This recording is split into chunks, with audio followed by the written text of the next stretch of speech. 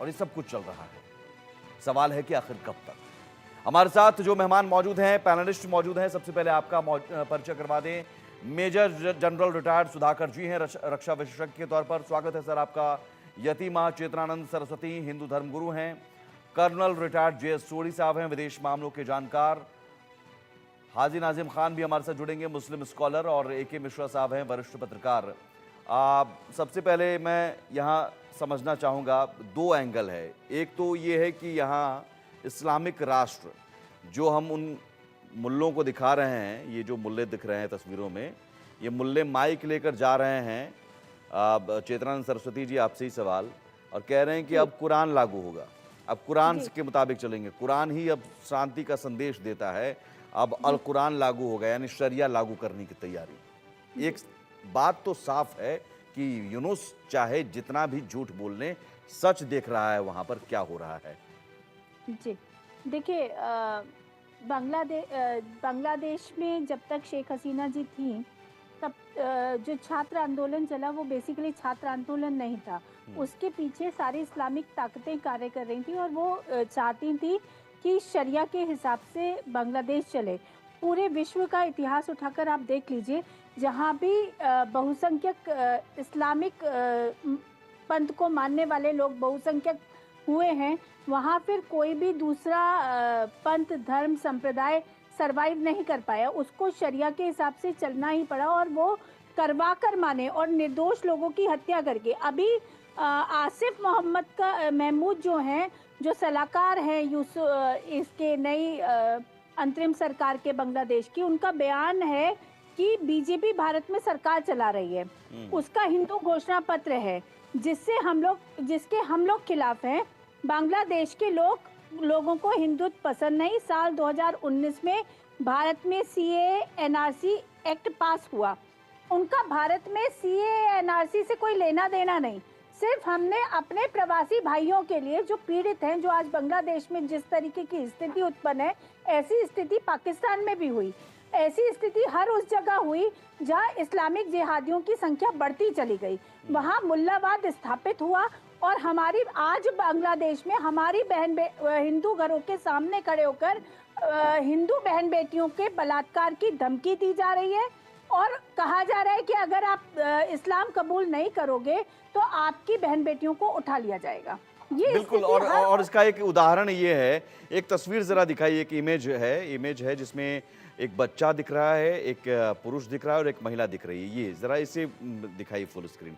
ये इस इमेज के बारे में बताना चाहता हूं दर्शकों को भी और आप सभी मेहमानों को। ये दरअसल दावा ये है कि एक हिंदू परिवार, अब दो तस्वीरें देखिए, जरा टॉप हटाइए, हेडर हटाइए और तब दिखेगा उसकी तस्वीर। हाँ, अब दो ये तीनों जो चेहरे हैं, तीनों चेहरे एक ही हैं, लेकिन दो अलग अलग तस्वीर हैं।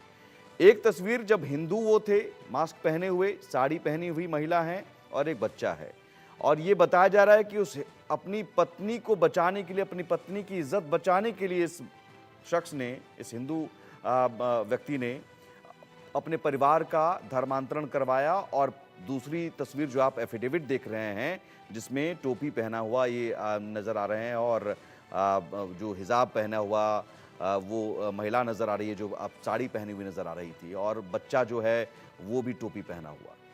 तो ये एक बड़ा उदाहरण है और इस उदाहरण के जरिए समझिए। जी, अभी वहां से एक बच्ची भी 17-18 साल की वो लड़की है, वो पैदल भागकर भारत की सीमा में आई है। बिल्कुल उसका बिल्कुल। तो ये स्थिति आपने उत्पन्न कर दी बांग्लादेश में। आपका छात्र आंदोलन था, ठीक है, आप सत्ता परिवर्तन चाहते थे, आपको शेख हसीना की सरकार पसंद नहीं थी, लेकिन हिंदुओं के साथ जिस भारत ने आपको सपोर्ट किया, आपको एक नया देश देने के लिए, आपकी आइडेंटिटी को आइडेंटिफाई करने के लिए 1971 में, और आप आर्मी की सेना, कितनी हमारे जवान आहूत नहीं, हुए। लेकिन ये ठीक है, ये लेकिन एक पूरा प्लान लग रहा है, पूरे प्लानिंग के तरीके से। ए.के. मिश्रा जी, मैं आता हूँ मैम। ये पूरी प्लानिंग, ऐसा नहीं है छात्र आंदोलन और ये तमाम चीजें, ये दिखावे की एक आप समझिए कि दिखाने के लिए कुछ और, लेकिन मुझे लगता है कि एक एक प्लान के तहत सब कुछ हुआ है। और अभी जो ये माइक लेकर मुल्ले गली मोहल्ले में जा रहे हैं, वो भी प्लानिंग का हिस्सा है। देखिए जहाँ साहब आपके चैनल पे मैं लगातार बोलता जा रहा हूँ और इस चीज़ को समझना, फ़र्क करना बहुत ज़रूरी है। सवाल ये है कि यूनुस जो है नोबेल प्राइज़ विनर है। 9/11 जो अमेरिका में किया था ट्विन टावर पे, वो सब भी आईटी वगैरह के प्रोफेशनल थे। ओसामा बिन लादेन खुद बहुत बड़ा इंजीनियर था। कहीं पे भी ये जाएं, यूनुस भी जब आया था तो गरीबी दूर करेंगे जी, डेमोक्रेसी नहीं है, डेमोक्रेसी डिरेल हो गई, हम ये सारे इनके बहाने होते हैं पूरे दुनिया में। और इस्लाम या शरिया जो लागू होती है वो तलवार के दम पे लागू होती है। इतिहास इसका गवाह है। सारे देशों में देख लीजिए, जब तक इनके तलवार में धार है, यानी जहां ये मजबूत है वहां ये शरिया लागू करते हैं। तीसरा सबसे बड़ा फैक्ट मैं बता रहा हूं, आंख नाक कान खोल के सुनिएगा। इस्लाम या शरिया में एडमिनिस्ट्रेशन की पावर नहीं है। जहां जहां इस्लाम और शरिया लागू हुआ है वो देश बर्बाद हो गया है, क्योंकि इसमें सबको मिलजुल करके साथ ले चलने की ताकत नहीं होती है। पाकिस्तान हमने दिया था ना 70 साल पहले, बांग्लादेश दिया था ना, क्या हुआ? और ऐसे में 25 उदाहरण बताऊंगा। अफगानिस्तान हो गया, सीरिया हो गया, जहां पे शरिया और इस्लाम नाजिक है। ये तो जबरदस्ती का कानून है जो कि तलवार के धार पे होती है। डेमोक्रेसी का ये विकल्प नहीं है, भले ही ये कुछ बोले। तीसरी सबसे बड़ी इंपॉर्टेंट चीज मैं आपको बता दूं, आप ये देखिएगा जहां जहां इस्लाम और शरिया नाजिफ है, वो अपने आप ही वो अर्थव्यवस्था, वो देश खत्म हो गई। नहीं कोई रहा तो आपस में ही लड़ने लगे। लूट मार काट जो अभी चल रही है ये अलाउड है। माले गनीमत एक शब्द है, कोई अगर इस्लाम का विद्वान होगा तो उससे पूछिएगा क्या होता है माले गनीमत। तलवार के दम पे जब आप मजबूत हो क्या तो आपने एक दूसरे बार फिर लोगों से को लूट। कहिए कौन सा शब्द है? माले माले गनीमत, गनीमत। माले माले गनीमत। हाँ, गनीमत। एक हाजी नाजिम खान आ गए हैं, मुस्लिम एक स्कॉलर हैं। लाइन, एक नहीं नहीं, लाइन, मैं एक पूछ लाइन, लेता हाँ हूँ। साहब, हाँ साहब, एक लाइन, एक हाँ लाइन। चर्च, वेस्टर्न कल्चर, देखिए हाँ। सनातन को छोड़ के दुनिया में जितने धर्म है, सनातन मतलब हिंदू सिख जैन, किसी धर्म में इतनी ताकत नहीं है कि वो वैज्ञानिक विकास कर सके।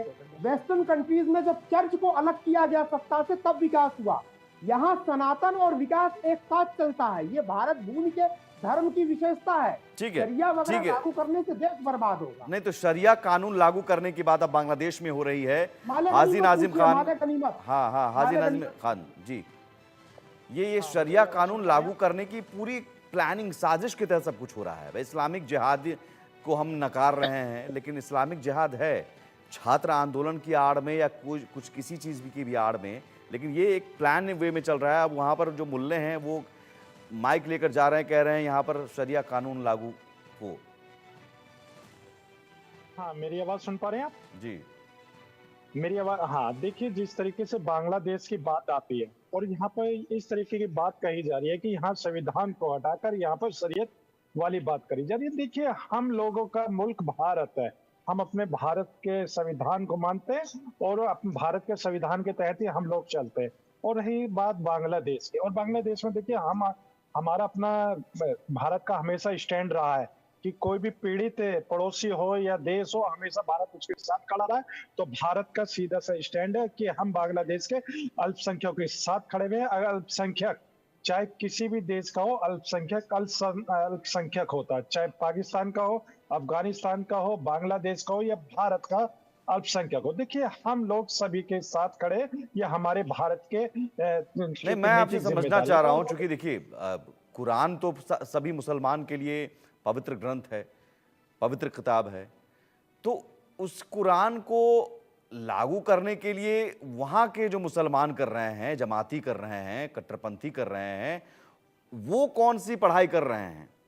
और आप लोग जो कह रहे हैं कि नहीं संविधान सबसे पहले है, कुरान ठीक है, हमारा कुरान है, आपका गीता हिंदुओं का है, तो वो अपने अपनी है, लेकिन संविधान से देश चलेगा। वहां जो कह रहे हैं कट्टरपंथी, भाई संविधान नहीं, कुरान लागू करो, अल कुरान लागू करो।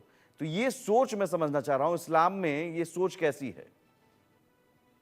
हाँ, देखिए मैं आपको बता दूं, देखिए जहां बांग्लादेश की बात आती है वो कुरान की बात करते हैं। देखिए कुरान तो पूरी दुनिया के अंदर है और देखिए कुरान हमेशा अमन का मैसेज देता है। पूरी दुनिया के अंदर जो संपूर्ण मानवता के कल्याण की बात करता है कुरान।